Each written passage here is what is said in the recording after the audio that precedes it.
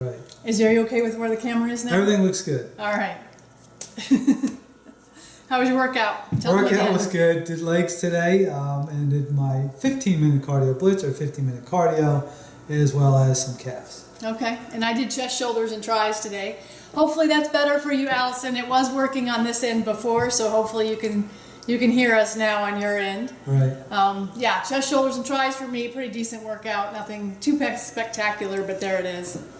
Fasting day, so we don't have any food to show you, just our water. Bubbly water. Making lots of noise. Yeah, it's noisy. And we'll eat around 4 o'clock this afternoon. Oh, it is working for her now, so that's good news. Thumbs up. We're excited about that.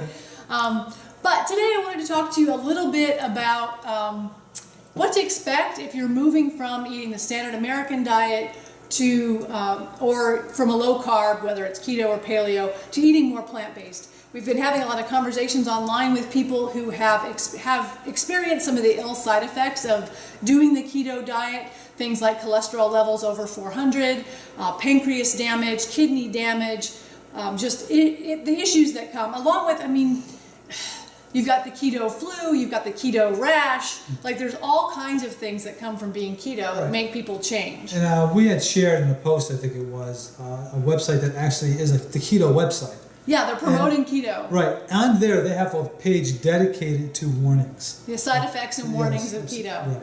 So it's definitely a dangerous lifestyle, but there are a lot of people who then want to, they want to convert. They realize that doing keto is not good for their long-term health, and that yes, that they're losing weight, but that losing weight at any cost is not the idea, not the point. And so they're trying to, find a healthier way for them. Morning, Valerie. Hey, Valerie, it's good to see you. And so they're converting, and then they have certain things that happen. One of the things that happens is at the very onset is they typically will gain a little bit of weight, and of course it freaks them out and it makes them feel like they're failing and whatever. But here's what happens. Here's why that happens. When you're on a low carb, your body ends up burning all of your blood glucose, which is why blood sugar drops. It's because your blood glucose is really low because there's no carbs, there's no fuel. And then it goes and burns your glycogen. And glycogen is stored in your liver and in your muscles. And it's stored with water molecules. It's the way your body stores glycogen, which is your second fuel source. And so if you deplete all of that and your body's, what we've told you before, if you're low carb, your body's running in survival mode, which means it doesn't have the blood sugar that it would prefer to have, and it doesn't have your glycogen stores. Those are missing.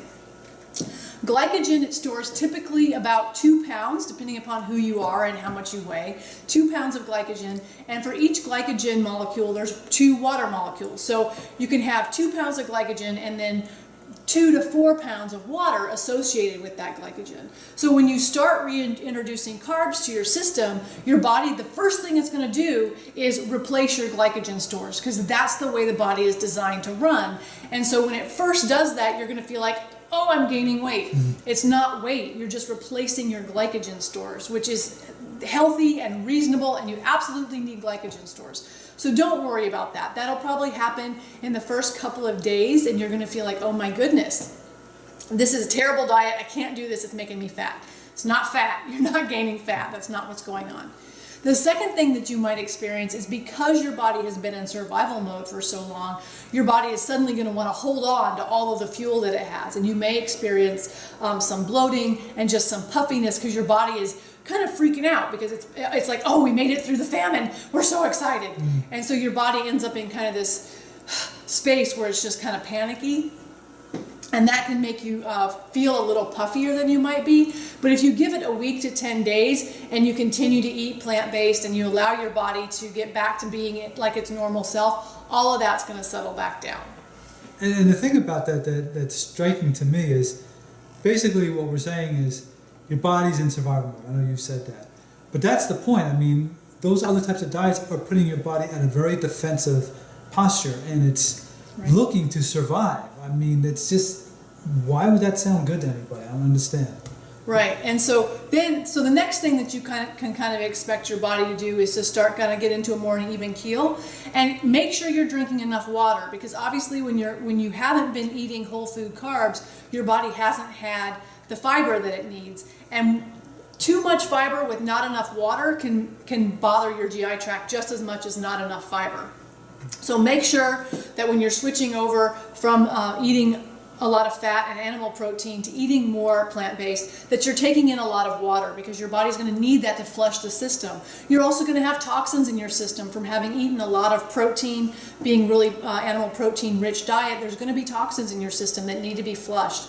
So it's really important that you take in enough water when you're switching over. I mean, and that's important anyway. We tell you to drink a lot of water anyhow. It's just good for your body to keep it running the way it should be. Yeah. It's just a really positive thing. And pay attention to your GI tract. Make sure that you. And it's going to be tough, because when you're on keto or any other low carb diet, your GI tract doesn't function the way that it should. It just doesn't work right. There's not enough fiber in it. So make sure that you're drinking water, taking care of your GI tract. And then I would imagine in about the first 2 weeks to 3 weeks, your body's going to finally get back into, okay, everything's cool. We're getting straightened out. We understand what's going on here, and you're going to start seeing kind of the results of being on this plant-based diet. What's Alice saying? I was not hungry day 2. Is that normal? When you switched over. So that's an interesting question. So what can happen when you switch from eating low carb to eating plant-based is your body starts getting different nutrients than it's used to getting. And so if your body's getting nutrients, sometimes, we've told you that we don't eat nearly as much food as we used to, because our body's getting more nutrients. So but when we don't started, we were eating, I was eating a ton of food when we started. And now I'm just not hungry. And, my weight's stabilized. I'm not losing weight.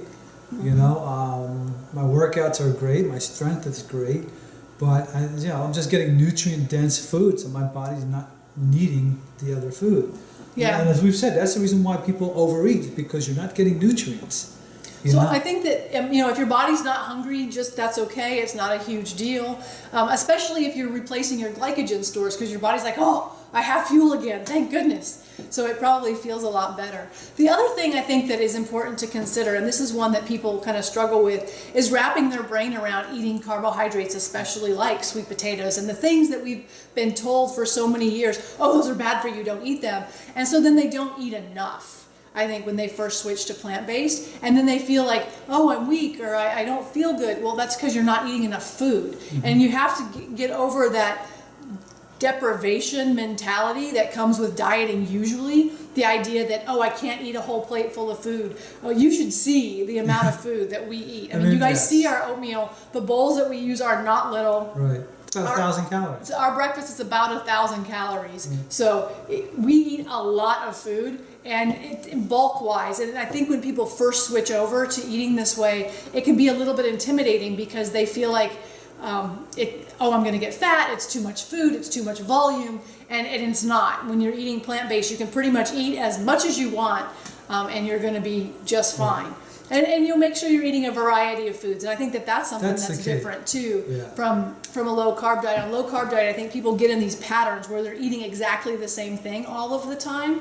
And so when you switch over to being plant-based, there's so much variety, and people don't even realize it. Like, you don't realize how much variety there is out there. That's one of the challenges I have when it comes to creating recipes. Well, she made a lentil soup yesterday, which has all different nutrients in it and stuff like that. And then she made a side dish of like a Mexican, I guess. I kind of made a Mexican hummus thing. I don't know. I made it up. Right.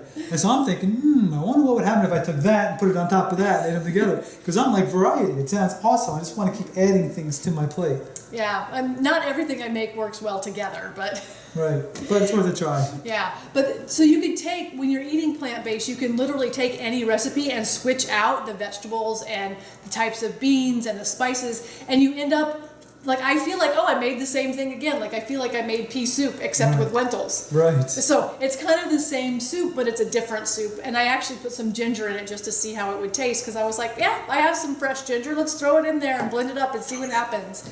And it's good. It turned out well. It did. So, when you're switching from keto, your body is going to go through a little bit of a transition space, and that's because you have to come out of survival mode, and you have to give your body that chance to do that. There's a lot of people who feel like, your phone's going to ring today, huh? That's bizarre. Just turn it off. The whole state of New Jersey is calling me. your body's going to go through a little bit of a transition, and you just have to give it a chance, give it a couple of weeks, and it'll straighten out. You'll start to feel better. Your skin will start to look better.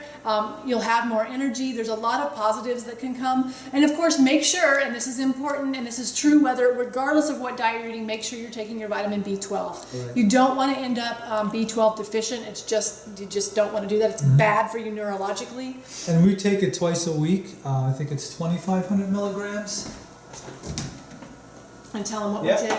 Vitamin B12, 2,500 milligrams twice a week. And we both just got our blood work done. You didn't get your B12. She didn't test my B12. They checked my B12 and it is gold stars. Spot on. So, Right, so- yeah, make sure you're taking your B12, and that's true regardless of what diet you're on, and because your body doesn't get the bacteria to make it itself. And even if you're eating animal-based, animals no longer are grazing on grass, so they're not getting the bacteria from the soil, so they can make B12 to store it in their muscles. So. Right. So regardless, Take B12 and give your body a chance to come out of survival mode and get into, we're going to get enough nutrients. This is going to be okay. Right. Make sure you're eating enough food. Make sure you're drinking enough water. And I think you'll be surprised how good you feel. It's just a matter of getting your brain wrapped around all the different options that there are for when it comes to eating plant-based, the different options that are out there, because there's so many. Yes, there is. Do you have anything you wanted to add to that? Not that I can think of. Okay. I think we've said a lot. All right. Make sure that you like and you share and you subscribe and pop over to our website, On Our Journey, and become a member, onourjourney.com. That's the hashtag I have up there at the top. Become a member, join our community page, share articles with us, let us know what you think. And our webinar, howtofeedahuman.com. You can learn the foundation of what to eat, when to eat, and why you eat, and get access to the master class there. So we absolutely encourage you to do that if you're interested in your health and longevity and improving those kind of things. You can also work with us individually from the services page of the rnrjourney.com website. If you're getting value out of these, please do share them. Let other people know. We don't do this for our health. We do it for your health. Right, exactly. Because we know what we're doing. We could just go on about our lives, but we want to be able to let you guys know that, hey, this is, if you want the information, here's where you can get it. So let other people know, like, subscribe, all that fun stuff. Right, exactly. Anything else? Did I forget anything today? I think that's it. All right, we're going to go about our day. Okay, with no breakfast. No breakfast. But we'll eat eventually. Right? Okay, so with that, we will say, eat real food. Mostly plants. Have a great day, guys. We'll see you tomorrow.